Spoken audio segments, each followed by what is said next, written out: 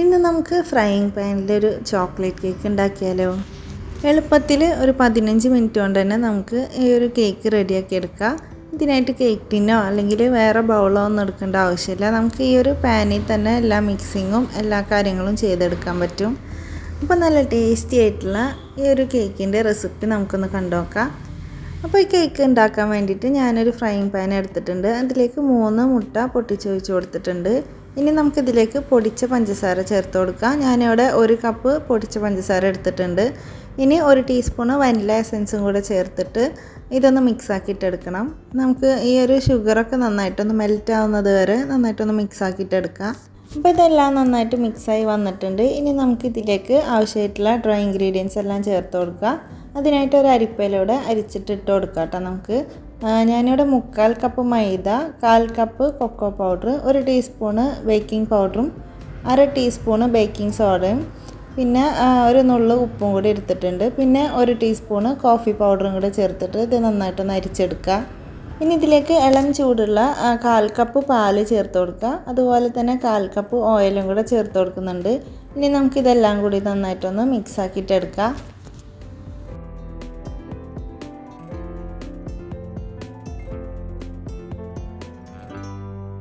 അപ്പോൾ ഇതെല്ലാം നന്നായിട്ട് ഇവിടെ മിക്സായി വന്നിട്ടുണ്ട്. ഡ്രൈ ഇൻഗ്രീഡിയൻസ് എല്ലാം നന്നായിട്ട് തന്നെ മിക്സായി വന്നിട്ടുണ്ട്. നമ്മളെ കേക്ക് ബാറ്റർ ഇവിടെ റെഡി ആയിട്ടുണ്ട് കേട്ടോ.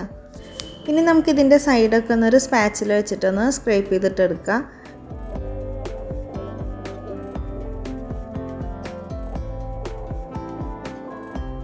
ഇനി ഈ ഒരു പാനിൻ്റെ സൈഡ് ഭാഗങ്ങളെല്ലാം നമുക്കൊരു ടിഷ്യൂ വെച്ചിട്ടൊന്ന് ക്ലീനാക്കി കൊടുക്കാം. അല്ലെങ്കിൽ നമ്മളിത് ബേക്ക് ചെയ്യുന്ന ടൈമിൽ ആ ഭാഗത്തൊക്കെ ഈ ഒരു കേക്ക് ബാറ്റർ ഇരുന്നാൽ കരിഞ്ഞു പോവും. അപ്പോൾ അത് ആ സൈഡെല്ലാം നല്ല ക്ലീനാക്കി എടുത്തിട്ടുണ്ട്. ഇനി നമുക്കിത് ബേക്ക് ചെയ്യാനായിട്ട് വെക്കാം. ഇനി നമുക്കിതൊന്ന് മൂടി വെക്കാം. ഇത് നമ്മൾ ഏറ്റവും ലോ ഫ്ലെയിമിൽ ഇട്ടിട്ട് ഒരു 15 തൊട്ട് 20 മിനിറ്റ് വരെ ഉണ്ട് അത് ബേക്ക് ചെയ്തെടുക്കാനുള്ള ടൈം വന്നിട്ടുള്ളത്. അപ്പോൾ ഇത് ആ കേക്ക് ഇവിടെ ബേക്കായി വന്നിട്ടുണ്ട്. നമുക്കൊരു ടൂത്ത് പിക്ക് വെച്ചിട്ടൊന്ന് ചെക്ക് ചെയ്ത് നോക്കിയാൽ ക്ലിയർ ആയിട്ട് തന്നെ വന്നിട്ടുണ്ട് കേട്ടോ. ഇനി ഈ കേക്കിൻ്റെ ചൂട് ചെറുതായിട്ടൊന്ന് മാറി വന്നു കഴിഞ്ഞാൽ നമുക്കിതിലേക്കൊരു 1/2 കപ്പ് പാല് ഒഴിച്ചു കൊടുക്കാം.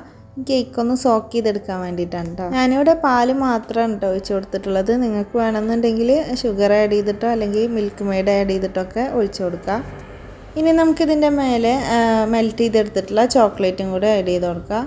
എന്നിട്ട് നമുക്കിതൊന്ന് എല്ലാ ഭാഗത്തും സ്പ്രെഡ് ആക്കിയിട്ടെടുക്കണം. അപ്പോൾ ഇതുപോലെ എല്ലാ ഭാഗത്തും ആവുന്ന രീതിയിലൊന്ന് ഈവനായിട്ടൊന്ന് സ്പ്രെഡ് ചെയ്തിട്ടെടുക്കാം.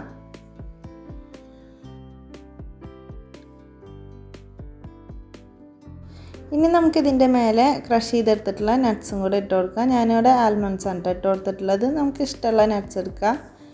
ഇനി ചോക്ലേറ്റ് ചിപ്സ് ആണെങ്കിലും അങ്ങനെ ഇട്ട് കൊടുത്താലും മതി. അപ്പോൾ നമ്മളെ കേക്ക് ഇവിടെ സെറ്റായിട്ടുണ്ട് കേട്ടോ. അപ്പോൾ ഇത്രയേ ഉള്ളൂ. വളരെ സിമ്പിളായിട്ട് നമുക്കൊരു 15 മിനിറ്റ് കൊണ്ട് തന്നെ ഉണ്ടാക്കിയെടുക്കാൻ പറ്റിയിട്ടുള്ള നല്ല അടിപൊളി ടേസ്റ്റിലുള്ള ചോക്ലേറ്റ് കേക്ക് ഇവിടെ റെഡി ആയിട്ടുണ്ട്. അപ്പോൾ എല്ലാവരും മസ്റ്റായിട്ട് ട്രൈ ചെയ്യേണ്ട ഒരു റെസിപ്പി തന്നെയാണ് കേട്ടത്. ആ ഒരു പാലൊക്കെ ഒഴിച്ചുകൊണ്ട് തന്നെ നല്ല സോഫ്റ്റ് ആയിട്ടാണ് കേട്ടോ നമ്മളെ കേക്ക് ഇരിക്കുന്നത്. ഇനി ഇത് തണുപ്പിച്ച് കഴിച്ചാൽ ഒന്നുകൂടി ടേസ്റ്റ് ആയിട്ട് കിട്ടും. അപ്പോൾ ഈ ഒരു റെസിപ്പി എല്ലാവർക്കും ഇഷ്ടമായിട്ടുണ്ടാവുമെന്ന് വിചാരിക്കുന്നു. ഇഷ്ടമായാലും എല്ലാവരും ഒന്ന് ലൈക്ക് ചെയ്യാനും ഷെയർ ചെയ്യാനും കമൻറ്റ് ചെയ്യാനും മറക്കരുത്. അതുപോലെ സബ്സ്ക്രൈബ് ചെയ്യാതെ കാണുന്നവരുണ്ടെങ്കിൽ മറക്കാതെ ഒന്ന് സബ്സ്ക്രൈബ് ചെയ്യണേ. ഇനി ഇതുപോലത്തെ നല്ല അടിപൊളി റെസിപ്പീസായിട്ട് വീണ്ടും വരാം. താങ്ക്